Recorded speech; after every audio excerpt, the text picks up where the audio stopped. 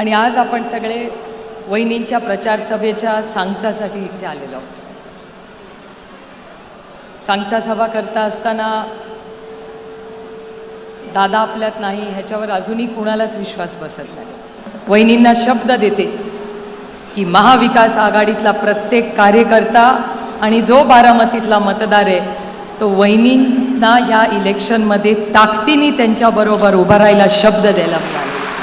ह्या बारामतीकरांनी अनेक वेळा आरोप प्रत्यारोप झाले, संघर्ष केला, पण बारामतीकरांनी कधी पवारांची साथ नाही सोडली.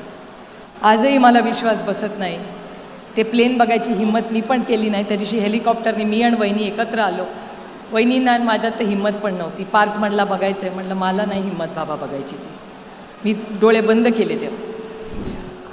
नमस्कार. हा दिवस आपल्या सगळ्यांच्या आयुष्यातील असं कुणाच्या ध्यानी मनी आलं नव्हतं. इथे येत असताना यायच्या आधी मला यायला उशीर झाला. याचं कारण असं की मला इथे येत असताना आशा काकींकडे जाऊन आल्याशिवाय माझं मन मला अस्वस्थ करत होतं. त्याच्यामुळे मी पुण्यावरनं बारामतीला आले. बारामतीला आल्यानंतर काट्याच्या वाडीला गेले. आशा काकींना भेटले. काकी टी व्ही बघत होत्या. काकींची काय बोलावं, काय सांगावं की बारामतीला कशासाठी आली आहे मला हिंमत पण झाली नाही. मी हर्षवर्धन भाऊंचं आणि भरणे मामांचं नाव घेतलं आणि सांगितलं मी इंदापूरला गेले होते आणि इंदापूरवरनं मी इथे आले. म्हटलं घरावरनंच चालले होते, तुम्हाला भेटते आणि पुढे जाते. आणि मला खेड शिवापूरला लग्नाला जायचं आहे म्हणून मी इथून गेले. म्हटलं तुमचं काय चाललं आहे बघून येते. मला हिंमतच नाही झाली काकींना सांगायची की आज ह्या सभेसाठी मी बारामतीला आले. गेले 2-2.5 महिने हे आपल्यासाठी हे फार अडचणीचे राहिले. आणि आज आपण सगळे वहिनींच्या प्रचार सभेच्या सांगतासाठी इथे आलेलो आहोत. सांगता सभा करता असताना दादा आपल्यात नाही ह्याच्यावर अजूनही कुणालाच विश्वास बसत नाही. अनेक वेळा असं वाटतं एखादं काम जिल्ह्यातलं राज्यातलं असेल की अरे दादाच्या ऑफिसला फोन करा, पण दादा नाही.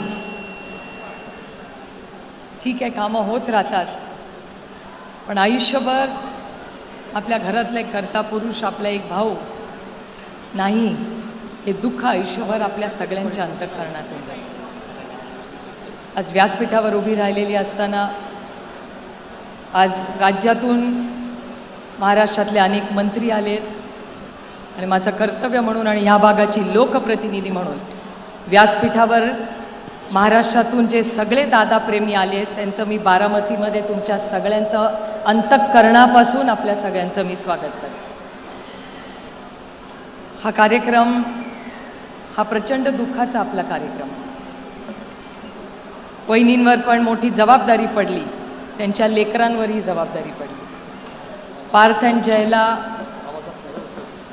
अजूनही लहानच आहेत आमच्यासाठी. ते ह्या वयामध्ये एवढी मोठी जबाबदारी त्यांच्यावर आली, पण तिघही ज्या पद्धतीने ही जबाबदारी पेलवत आहेत, कर्तव्य करतायत, ही आपल्या सगळ्यांसाठीच एक अभिमानाची आणि कौतुकाची गोष्ट आहे. मी स्वतः महाविकास आघाडीच्या वतीने माननीय सोनिया गांधी, माननीय उद्धवजी ठाकरे, माननीय राहुल गांधी, माननीय खडगेजी, माननीय संजय राऊत साहेब, अरविंद सावंतजी, आदित्य ठाकरे, हर्षवर्धन सपकाळ, शशिकांत शिंदेजी, जयंत पाटीलजी, माझे सगळे सहकारी आणि पदाधिकारी यांच्या सगळ्यांच्या वतीने वहिनींना शब्द देते की महाविकास आघाडीतला प्रत्येक कार्यकर्ता आणि जो बारामतीतला मतदार आहे तो वहिनींना ह्या इलेक्शनमध्ये ताकदीने त्यांच्याबरोबर उभा राहायला शब्द द्यायला मिळाला.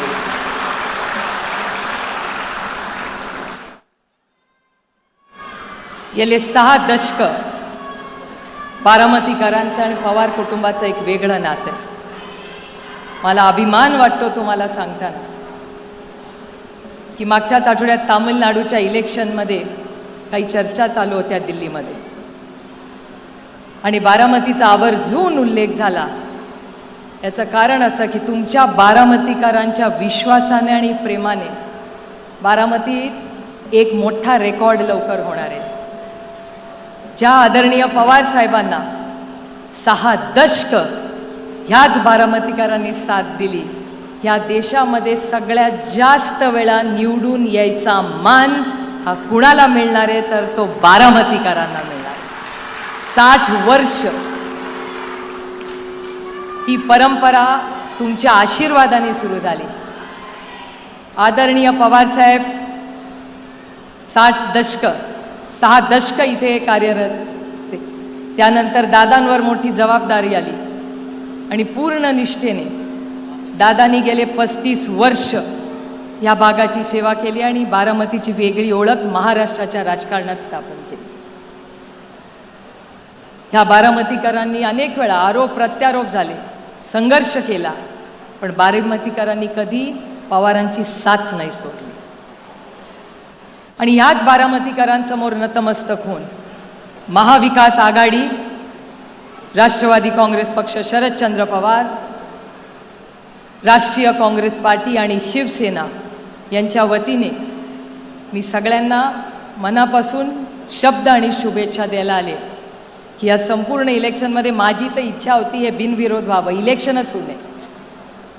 म्हणून पहिल्याच दिवशी, ज्या दिवशी इलेक्शन अनाऊन्स झालं, मी पहिल्या दिवशी चॅनलवर गेले आणि म्हणाले वहिनींचं इलेक्शन हे बिनविरोध झालं पाहिजे.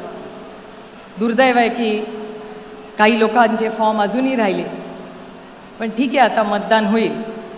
पण हे विक्रमी मतदान नक्की होईल ह्याच्याबद्दल माझ्या मनात तीळ मात्र शंका नाही. आपल्या सगळ्यांना मतदाना नंबर किती आहे आपला?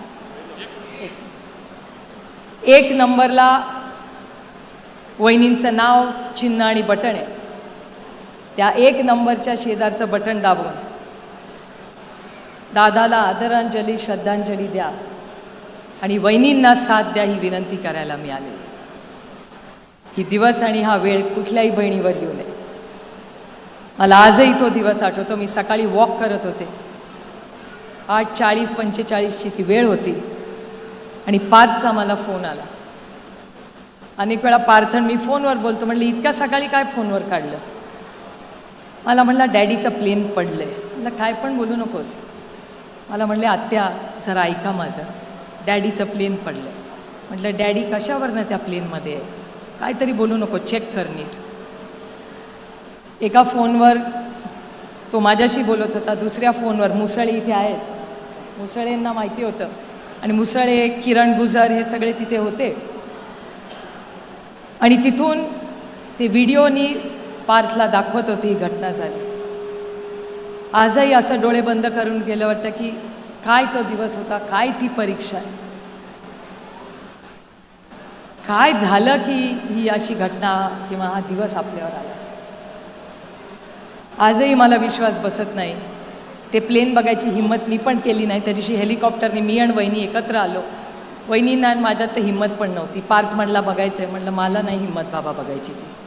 मी डोळे बंद केले तेव्हा, कारण का मला अजूनही अपेक्षा होती की कदाचित त्या विमानात दादा नसेलच आणि असला तर दादा त्याच्यातून चालत बाहेर येईल. आपण कशाला वाईट विचार करायचा. पण झालं ते झालं. आपण आता एक शब्द सगळ्या बारामतीकरांनी एकामेकाला दिला पाहिजे की दादाची जी स्वप्न आहेत ती आपण सगळी एकत्र मिळून पूर्ण करू. दादाची जी बारामतीची स्वप्न आहेत ही सगळी पूर्ण करण्यासाठी जी काही सहकार्य, मदत आमच्या सगळ्यांची लागेल ती आम्ही सगळी नक्की करू.